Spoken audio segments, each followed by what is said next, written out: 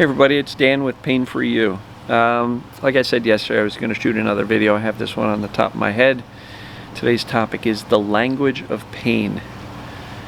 And I've touched on this topic a little bit, but I really want to dive into it in this video. Before I do,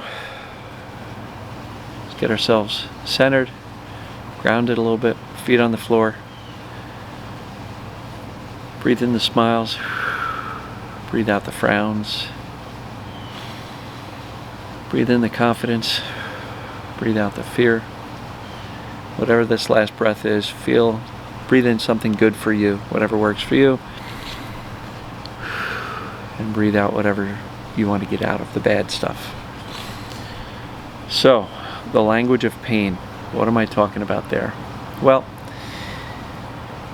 the analogy I've used several times, and I use it a lot on my coaching calls too.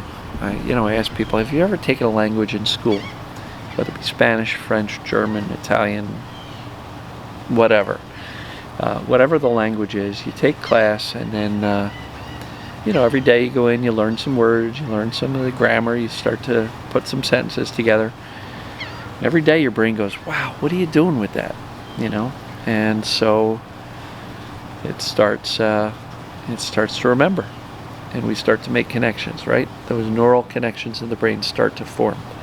So you take a few years worth of language in school, and you get better and better at it. You develop a certain amount of proficiency in the language, and then you're done with your second or third year of language, and unless you go move to that country or have a reason to continue using that in your life, many of us, I would venture to say most of us, tend to get into the place where we kind of stop using the language. And as a result, our brain learns that this language is no longer important, and so it starts to let go of these neural connections. Basically, the attention that we place tells us that this language is no longer necessary, and the brain automatically starts to prune the connections and forgets it. And then several years later, 10 years, 20 years later, you try to think if you know any of that language and it won't know it. So I believe, as it relates to pain and TMS, through the original occurrence of pain, through the doctor visits, the medicalization, the research, the cautions from friends or family, we learn to speak this language of pain. We focus on it more, we give it more attention, and as a result, through that fear, focus, and anxiety that I talked about in the recent video, the fear, focus, and anxiety on the pain or the symptoms has a tendency to kind of reinforce the frequency of our inner dialogue, outer dialogue about the pain. And the brain quickly learns, let's wire this because clearly this is really important, right? And so the brain will learn the things that we spend the most time on. And if we are speaking the language of pain over and over and over again, the brain will wire that stuff, right? Whatever fires together, wires together. So if you're constantly focusing on measuring, monitoring, trying to fix, trying to heal, desperate to eliminate the pain or the symptoms, you're essentially telling the brain, keep this wired. It's going to have a real tough time to let go because of all of the attention and focus you're placing on the pain. So I say that, a lot of our symptoms become chronic because of fear, focus, and anxiety. Well, that's why the TMS approach works, is because when you learn what TMS is and you do the assessments and figure out, yeah, that's what I've got, you accept that that's what you've got, then the fear starts to drop. The knowledge of what's going on has a tendency to soothe and calm down our fears. And therefore, when your fears are less, your anxieties are less, and you don't have to worry about it and freak out about it as much and get lost in these spirals.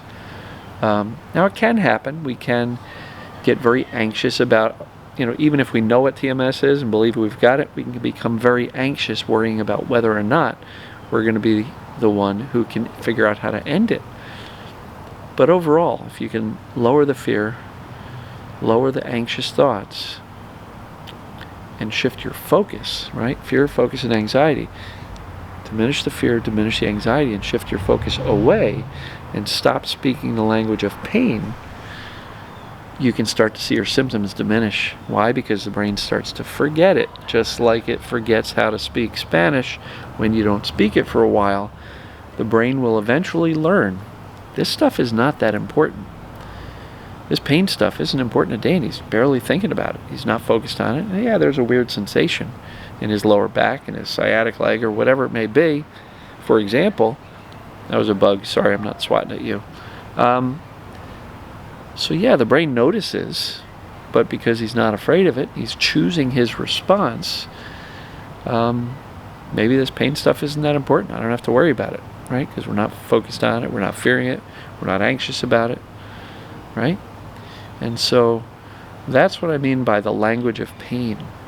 If you are constantly talking to people about your pain, if you're constantly on Wikipedia, WebMD, researching your symptoms and your pains and treatments and all that stuff, you are speaking the language of pain. And even frankly, being on Facebook too much, in even these TMS, these mind-body groups, can all be reinforcing this language of pain. And so if you're spending all day long trying to fix yourself and heal yourself, you are speaking the language of pain. And then you're scratching your head going, how come I can't get rid of it? Well, your brain's not going to forget the things that you spend the most time thinking about, talking about, researching, and reading about, and watching videos about.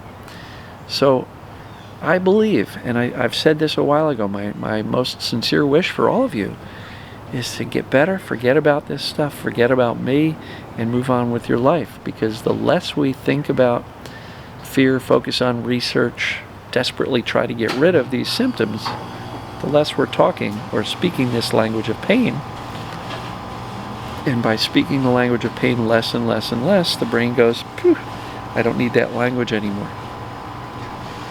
So it's not a scientific description, but it does touch on the neuroplasticity. It does touch on how the brain actually works to wire things that we spend the most time on and lose what we don't. And I will speak about, musical instruments too. If you ever started practicing the piano, first time you sit down, it's just awful. You've got no idea what you're doing. But if you play every day, the brain goes, wow, this is important. Let me start to do this, because you're focusing on it and you're just wiring.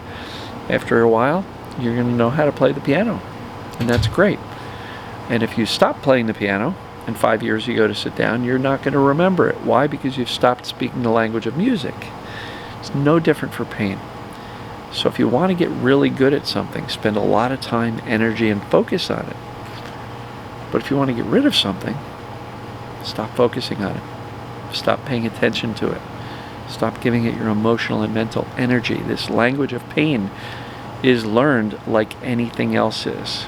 And like I said, that first original instance of pain starts to become chronic through fear, focus, and anxiety. And that focus, along with the fear, just tends to tell the brain, this is really important. We have to keep you safe. We got to keep those pain signals firing.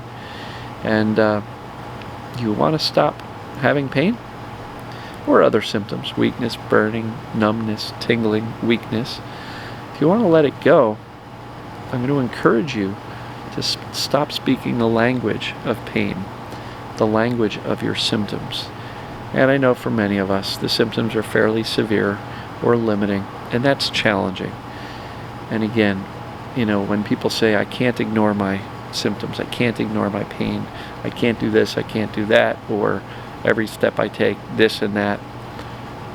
Yes, we cannot ignore it. We are going to notice it.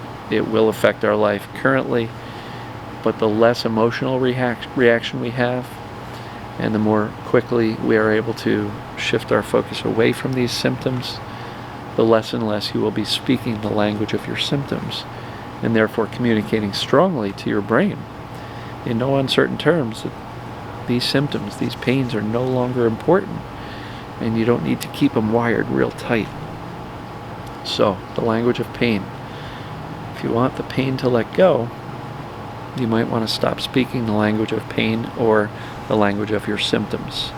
I hope that makes sense. I hope it's very clear. This stuff isn't really complicated, but I do recognize that with severe symptoms it can be challenging.